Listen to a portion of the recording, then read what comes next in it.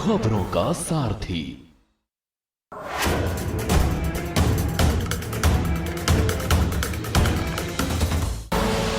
आप देख रहे हैं के न्यूज, खबरों का सारथी। ब्रेक के बाद देश की बात में एक बार फिर से आपका स्वागत है। अब रुक करेंगे अगली खबर का। कौशाम्बी से अगली खबर है, जहां सराय अकील थाना क्षेत्र के अंतर्गत घौसिया गांव में एक दर्दनाक हादसा हुआ है, जिसमें 12 वर्षीय मोहम्मद अली की मौत हो गई और 9 वर्षीय युवक को बचा लिया गया। आपको बता दें कि गांव में फतिहा का आयोजन चल रहा था और अधिकांश लोग व्यस्त थे। मोहम्मद अली और मोहम्मद हरम तालाब के पास खेलते खेलते गहरे पानी में चले गए और आपको बता दें डूबने लगे। गांव वालों ने तत्परता दिखाते हुए दोनों को तालाब से बाहर निकाला और सराय अकील के संजीवनी अस्पताल ले गए। दुर्भाग्यवश मोहम्मद अली की मृत्यु हो गई, जबकि मोहम्मद हरम को बचा लिया गया। उसकी हालत अब स्थिर है। इस घटना से गांव में शोक की लहर दौड़ गई है। मोहम्मद अली की मृत्यु से सभी को गहरा सदमा लगा है। परिवार ने तालाब के पास सुरक्षा के इंतजाम की मांग की है, ताकि ऐसी घटनाएं आगे न हो।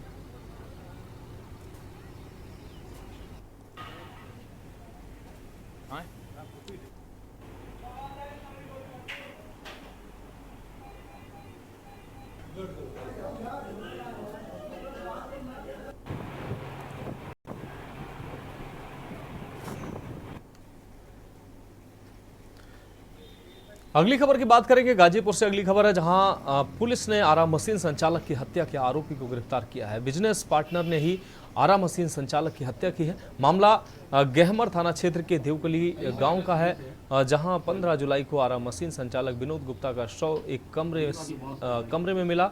शव के सिर, गर्दन और कंधे पर चोट के निशान थे। मृतक आरा मशीन पर ही रहता था और प्रॉपर्टी डीलिंग का काम भी करता था। बताया जा रहा है कि प्रॉपर्टी डीलिंग के कमीशन के पैसों को लेकर मृतक का अपने साथी भोला राजभर से विवाद चल रहा था। 15 जुलाई को आरोपी ने मृतक से जब जमीन के सौदे में मिले कमीशन से अपने हिस्से का पैसा मांगा, तो दोनों के बीच झगड़ा हो गया। इसी दौरान आरोपी ने मृतक के सिर में डंडे मारकर हत्या कर दी और भाग निकला।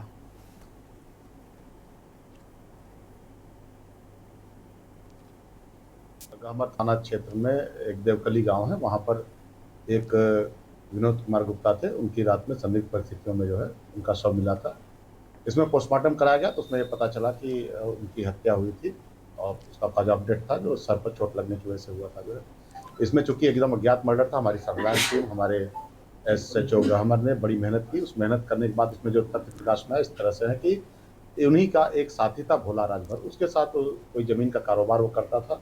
एक जमीन मरने के पहले उसने जो है रजिस्ट्री करवाई थी जो है, और उसका कुछ जो कमीशन था वो भोला राजभर को मिलना था।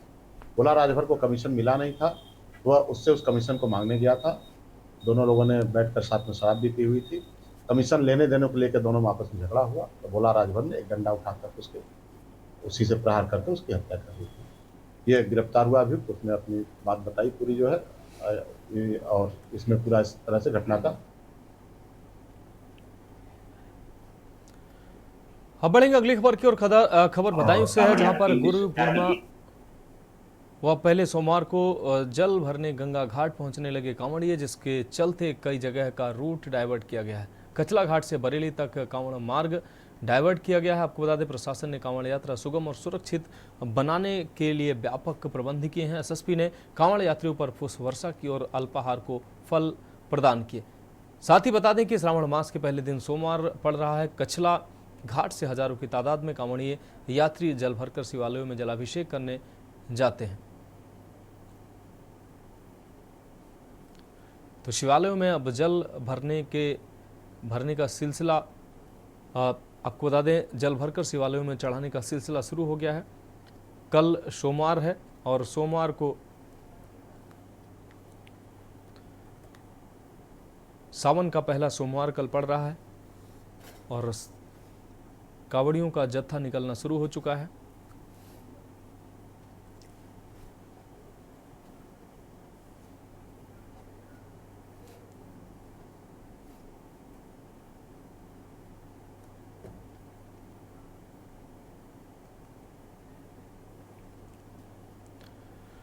सोमवार से शिव के प्रिय सावन माह की शुरुआत हो रही है। सावन महीने में कानपुर के विख्यात परमठ स्थापित आनंदेश्वर मंदिर में भक्तों का जनसैलाब उमड़ता है। हर भक्त को बाबा शिव का आशीर्वाद मिले, इसके लिए जिला प्रशासन, मंदिर प्रशासन द्वारा भव्य तैयारियां भी की गई हैं। मंदिर प्रांगण में 70 से अधिक सीसीटीवी कैमरे लगाए गए हैं। बैरिकेडिंग लगाकर महिला और पुरुषों की लाइनों को मंदिर में प्रवेश दिया जा रहा है। इसके साथ ही पुलिसकर्मी सेवादार भी मंदिर में व्यवस्थाओं को सुचारू रूप से चलाने में सेवाएं देंगे। देर रात से ही कई किलोमीटर की दूरी तक श्रद्धालु लंबी लंबी कतारों में आनंदेश्वर बाबा के दर्शन करने के लिए लग जाते हैं।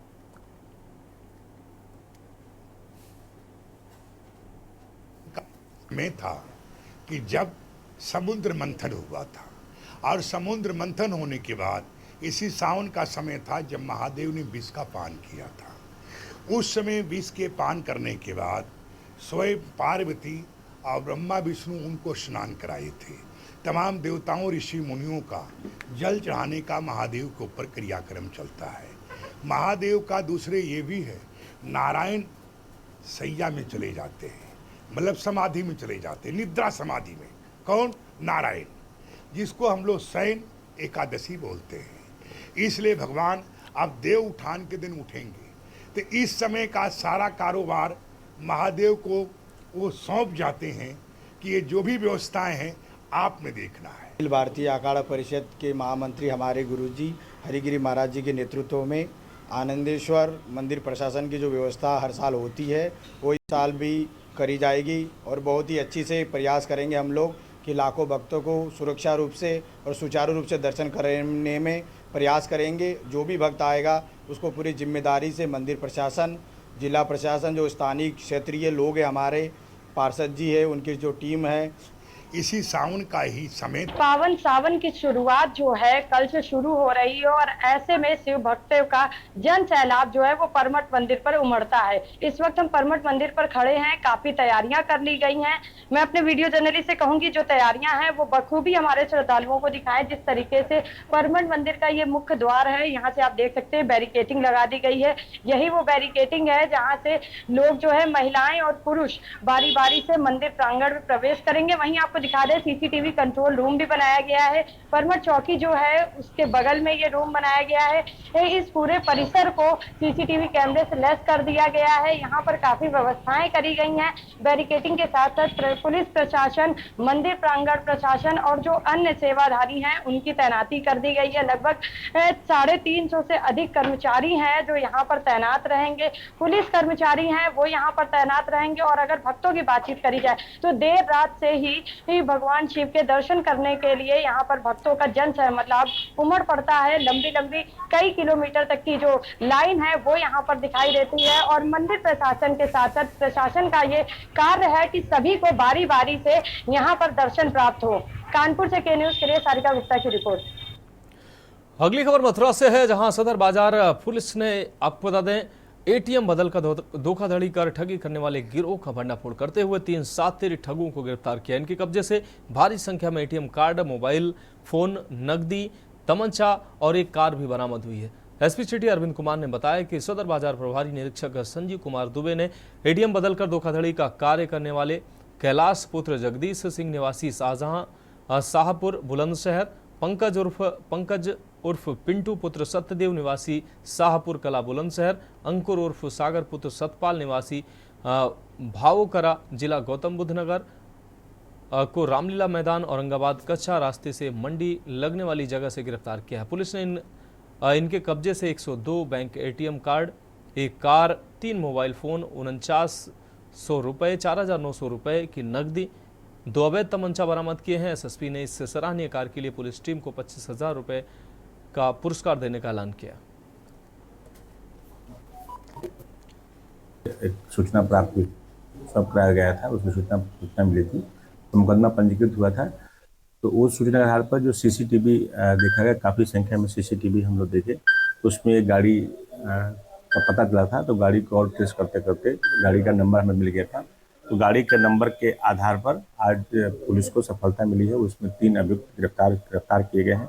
जो इस गाड़ी से आए थे वो गाड़ी के साथ ही गिरफ्तार किए गए हैं। तो गिरफ्तार अभियुक्त एक नाम है कैलाश है, दूसरा है पंकज और तीसरा है अंकुर। ये लोग बुलंदशहर के रहने वाले हैं। इसमें तीनों के खिलाफ काफ़ी मुकदमे हैं। इनसे जो बरामदगी हुई है 102 बैंक ATM कार्ड बरामद हुए हैं। एक जो कार है एक्सेंट जिसके माध्यम से हम लोग गिरफ्तार किए हैं वो प्राप्त हुआ है। 3 मोबाइल हैं और 4900 रुपया मिले हैं। इसमें 2 315 बोर के तमंचा इससे बरामद हुए हैं। इनको पुलिस गिरफ्तार करके माननीय न्यायालय के सामने प्रस्तुत की जा रही है। जो ये शाहपुर के रहने वाले हैं, बुलंदशहर को हम लोग पत्र लिख रहे हैं तो वहाँ पर भी दिखवाया जाए। अब बात करेंगे अगली खबर की। अगली खबर मैनपुर से, जहां फर्म की GST का यूजर पासवर्ड चुराकर करोड़ों की टैक्स चोरी करने वाले गैंग ने मैनपुरी की फर्म के नाम से की है 1.5 करोड़ की टैक्स चोरी। फर्म के नाम से 2 माह में 7 करोड़ 28 लाख से अधिक का लेन देन किया है। फर्म मालिक को GST नोटिस मिलने पर ये जानकारी हुई है। जानकारी दुकानदार ने साइबर क्राइम थाना में मामला दर्ज कराया है, FIR दर्ज कराई है। साइबर क्राइम पुलिस ने मामले का खुलासा किया है। पिछले करीब 6 साल से ये गैंग सक्रिय था। व्यापार न करने वाली फर्मों को गैंग टारगेट करता था। आपको बता दें, एक सदस्य गुरमीत उर्फ राजवीर जो गिरफ्तार हुआ है। इसके अलावा 2 फरार सदस्यों की तलाश में पुलिस जुटी हुई है। गैंग के सभी सदस्य जनपद फतेहगढ़ पंजाब के रहने वाले हैं। एक प्रमोद त्रिपाठी कोतवाली क्षेत्र के रहने वाले हैं। ये पेशे से दुकान का काम करते हैं और इन्होंने एक फर्म खोल रखी थी। तो इन्होंने एक शिकायत की थी कि इनके साथ साइबर फ्रॉड हो गया है और GST के नोटिस आ रहे हैं और इन्होंने एप्लीकेशन दिया था। तो उसके संबंध में साइबर थाने में अभियोग पंजीकृत किया गया था। हमारी पूरी साइबर टीम ने जब इसमें काम किया तो GST के अधिकारियों से समन्वय स्थापित किया और तमाम तकनीकी विश्लेषण किए और कई साक्ष्य इकट्ठा किए। तो इसमें एक अभियुक्त को आज गिरफ्तार किया गया है, गुरमीत सिंह, जो पंजाब का रहने वाला है, फतेहगढ़ साहब का। उसको पकड़ा गया है। इसमें पूरी घटना का इससे खुलासा हुआ है और इसने बताया कि वो 2 अन्य साथियों के साथ मिलकर के, एक संजय कुमार है, पंजाब का ही रहने वाला है, दूसरा प्रमोद कुमार है जिसका मास्टरमाइंड है, वो भी पंजाब का ही रहने वाला है।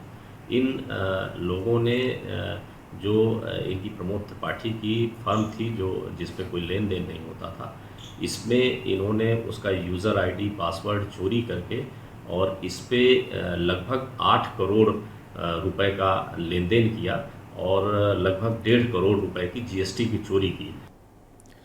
अब बात करेंगे अगली खबर की। पीलीभीत विकासखंड बरखेड़ा क्षेत्र के ग्राम पंचायत बहादुरपुर हुक्मी में स्वच्छ भारत मिशन को पूरी तरह से पलीता लगाया जा रहा है। जहां गांव के ही नन्हे बख्श पुत्र मुंशी बख्शकी ने जिलाधिकारी को दिए शिकायती पत्र में बताया कि पीड़ित के घर व आसपास के घर के सामने में रोड व शौचालय एवं घरों से निकला गंदा पानी भर जाता है। इस समस्या को झेलते हुए कई साल हो गए हैं। गंदे पानी के कारण कभी भी जानलेवा बीमारियां फैल सकती हैं। अगर वहां पर नाली निर्माण हो जाए तो प्रांतीय के गांव के लोगों व स्कूल के बच्चों को रोड पर भरे गंदे पानी से निकलने में परेशानी का सामना नहीं करना पड़ेगा।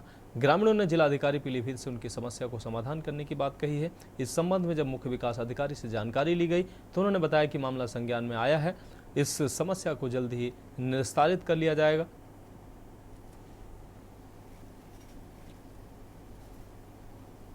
ये समस्या आज ही मेरे संज्ञान में आया है और मैं तत्काल जो है इसको दिखवाता हूँ और पूरा उम्मीद है कि इस सप्ताह या अगले सप्ताह तक ये जो है समस्या हल हो जाएगी। बहादुरपुर हुक्मी गांव की बरखेड़ा ब्लॉक की है, मैं देख रहा हूँ इसको। समस्या ये है कि ये जो रोड पे पानी भरा हुआ है ये शौचालयों से निकला हुआ, हमारे जो कॉलोनी है सबका शौचालयों से निकला हुआ पानी आता है और इसी से हमारा पूरा परिवार निकल के आवागमन आना जाना होता है। जिलाधिकारी महोदय पीलीभीत, SDM साहब को, बीसलपुर, वीडियो बरखेड़ा, CDO साहब को सबको प्रार्थना पत्र दे चुके हैं, लेकिन मौके पर कोई बंदा आज तक यहाँ पर देखने नहीं आया। पानी साहब समस्या है, पानी का समाधान ना हो, घर से निकल तो पानी मैं निकल गया हूँ। तो आपने शिकायत किस को करी है? DM साहब करी। कब से पानी भरा रहता है इस रोड पे? पानी इसको भरे हुए कम से कम 4-5 साल है। अब रुक करते हैं अगली खबर का। NIT उत्तराखंड के सुमाड़ी में स्थायी परिसर के निर्माण कार्य शुरू होने पर ग्रामीणों ने रोष व्यक्त किया।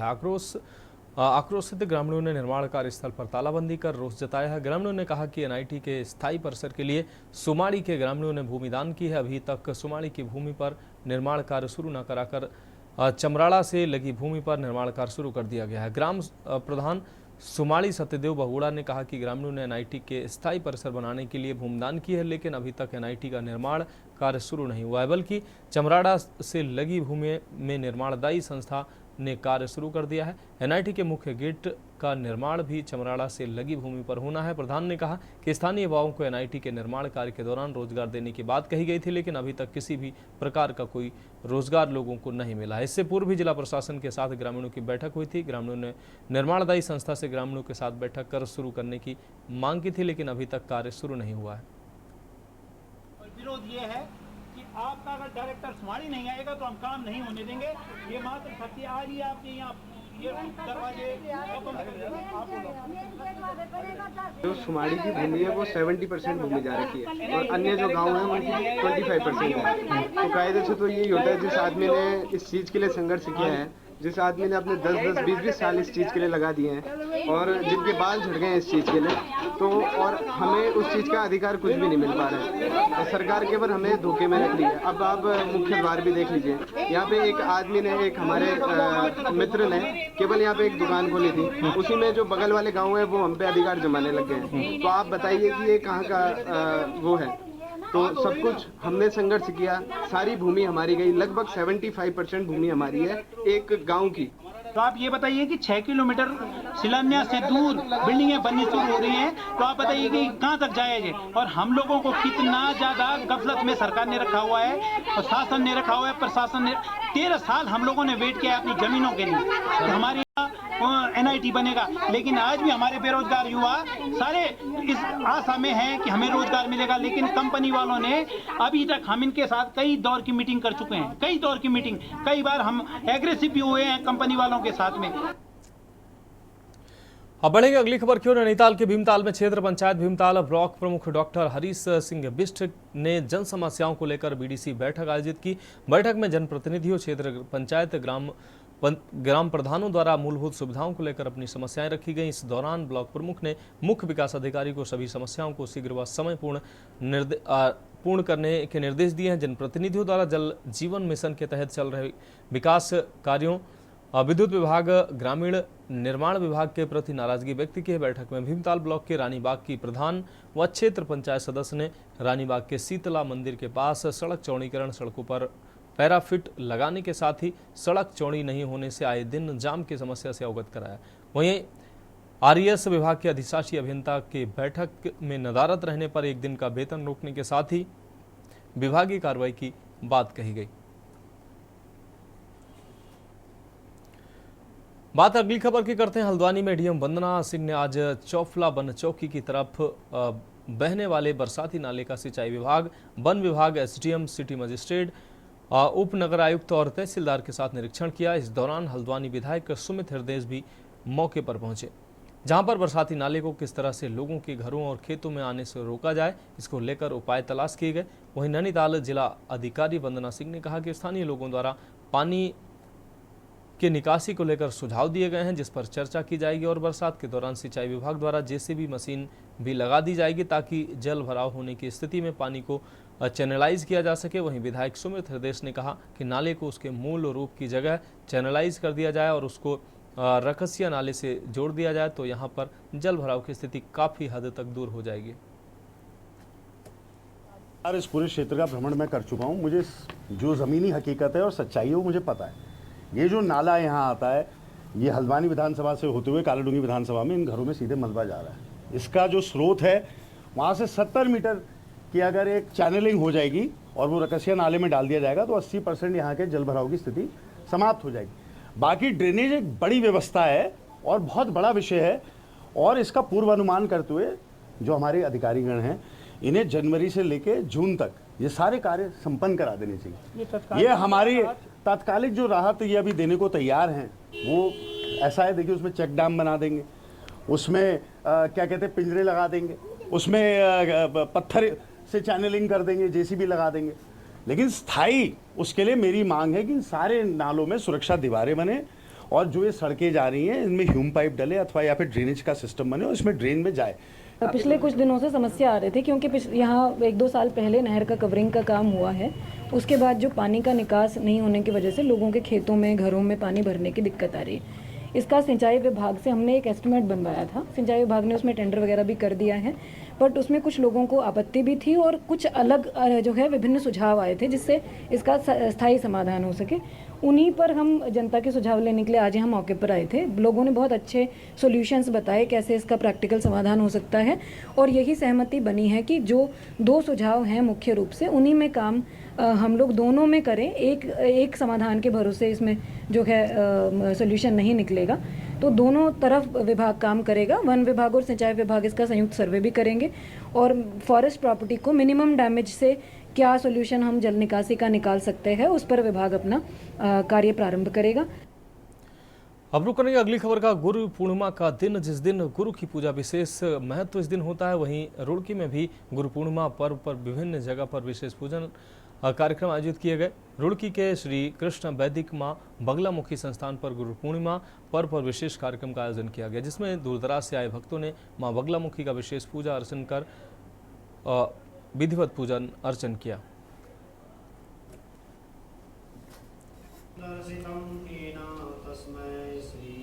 आषाढ़ मास की शुक्ल पक्ष जो पूर्णिमा तिथि आती है, वो पूर्णिमा गुरु पूर्णिमा के नाम से पूरे देश और प्रदेश में ये दिन जाना जाता है।